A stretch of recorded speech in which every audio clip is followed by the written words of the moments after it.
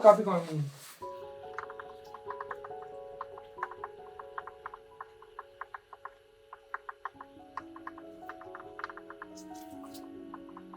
Today we're going to be talking about the detrimental placement of the moon, which is Capricorn's archetype. Because when the moon wants you to feel your emotions and understand them, you are too busy thinking, practicalizing, discerning mentally what's the next step, what can you build with that emotion. Capricorns like to initiate and create new ways of thinking about things. They have the ability to completely detach from emotions. That's why Capricorn is a detriment in the moon. Your moon is basically your reactions, so how you react to the world. And we interpret it based on our own unique story. And that story can be seen through your archetypal nature. Let's look at the opposition of Capricorn. Cancers. Cancers initiate and create new ways of feeling based on how they feel in the field. Capricorn moon's story is that your reactions can sometimes feel detached from how you actually feel because you're constantly building from your emotions. So you never have the time to actually just feel. In this video, I will be continuing my moon sign series. In this series, each archetype gives you a better understanding of each unique storyline, and each different story holds a different character. Each character emphasizes specific traits that you can tap into and understand to better frame your psyche. And your psyche is basically your thoughts, feelings, and emotion compiled into an energetical state. If you don't have your psyche clear, then you don't have clairvoyance of mind to create and build, aka your sun, your soul. But the sun needs all of the other planets. And essentially the moon is part of the sun. It's the shadow aspect of the sun. That's how we access our shadow. The initial steps of access. There's many different ways that we can use astrology to better understand our unconscious. This is the initial step. Understanding your care energy. What do you actually care about? What stimulates you energetically, emotionally? Our soul has a system, which are also known as the chakras, which creates synergy. The combination of your planets creates synergy so that you go from entropy, which is scattered energy, to syntropy, wielded and creative energy that is unique because it's yours. Okay, so I know this drawing is a little messy, but this basically explains what I'm trying to convey over here, how important the moon is because it's what you care about. But the moon wouldn't be anything without the help of the other planets to be something in the world, because the other planets help the soul, aka the solar system. The sun has its own nuclear force, but it can't have that force if it's not cleared. Simply understanding your moon already gives you access on how to work with yourself. That's how you build a relationship of compassion where you're creating from within. Therefore, you're using your own unique energy, and understanding your moon sign gives you the understanding of how to nurture that character.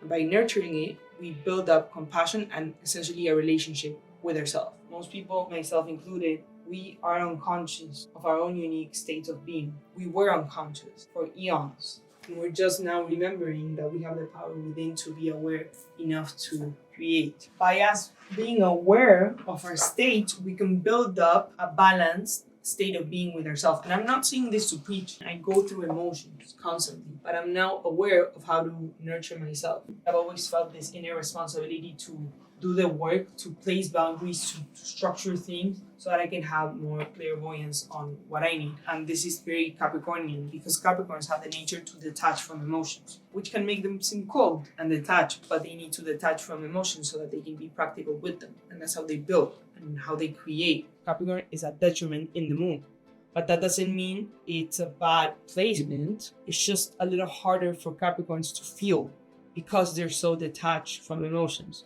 because they have Saturn placing boundary, structure, and discipline in how they feel. But that's what makes them independent. Over here, I have Cancer, the crab, initiators of their emotions. Capricorns are the sea goat. Instead of climbing up a mountain, they're climbing up emotions. So even though Cancer and Capricorn are opposite sides, they teach and they're both doing the same thing. Cancers initiate and create new ways of feeling. Capricorns initiate and create new ways of thinking and practicalizing. They both want the same thing. They want freedom from emotions. They want to do something with emotions because they're in the field. Capricorn builds something from energy, from emotion, so that they can publicly show it. That's why Capricorns stem from the 10th house. Cancers stem from the 4th house, which the 4th house is the house of your moods, your home, where you feel comfortable at. Cancers naturally have this nature. That's why you may feel at home with them. They have this homey-like nature because they know how to be in the field. They know how to move things to make their environment comfortable. Capricorns are practical with their feelings. They know how to use emotion. Depending where you have a Capricorn in, your chart is going to give you a better understanding of how to access and understand this energy. But I'm mainly talking about your moon sign and the emotional polarity of the moon. Your 4th house, your roots, Cancer, and your 10th house, your public image, how you practicalize your emotions. When you have your moon in Capricorn, you're basically doing the opposite thing of Cancers, but that's what makes you you. That's how you practicalize, and then you can service, then you can understand, and with clairvoyance, construct something from your emotions. And you build up your emotional ladder with Saturn's help. I'm moving.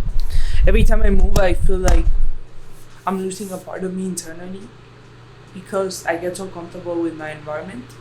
You know when there's many different things you want to do, or you can't get yourself to start any of them before you get yourself the clairvoyance to go towards those tasks. You start adapting different conditions that allow us to habituate and essentially build a routine, which mentally helps our brain construct different states and understand where we're in a state of being where we want to relax, where we're in a state of being that we want to be more active, more receptive. This is what I mean with inner alchemy, is basically understanding your own unique synergy. So that takes a lot of instinct and intuition. It's your only capability of doing so. This studio is really special to me.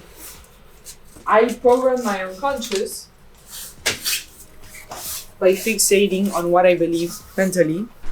So we're finishing up with the apartment and I'm really sad.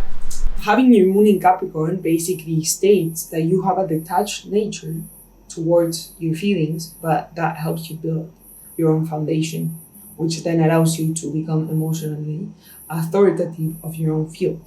And that's Capricorn's archetype in a nutshell. And that archetype in Capricorn shows how you build from the field. So wherever you have Capricorn in your houses is going to dictate where that moon feels comfortable building at. I personally have a Capricorn in my 4th house, so I feel comfortable building from my 4th house, from my root, from where I feel comfortable. I feel like we all go through changes in our life. Me personally, I've been sharing my journey, and since I was little, I was always moving, and that instability gave me a lot of movement around me, which led me back to me and to the understanding that I am my own home. No matter where I go, I just simply have to stand on my ground and be compassionate with myself and other people. That takes a lot of inner work. It's questioning yourself and just being yourself. And I cannot tell you how to do it because that's your own unique path. But it starts with questioning the things that make you curious. And that's how I started 2 years ago. And I'm gonna keep doing it.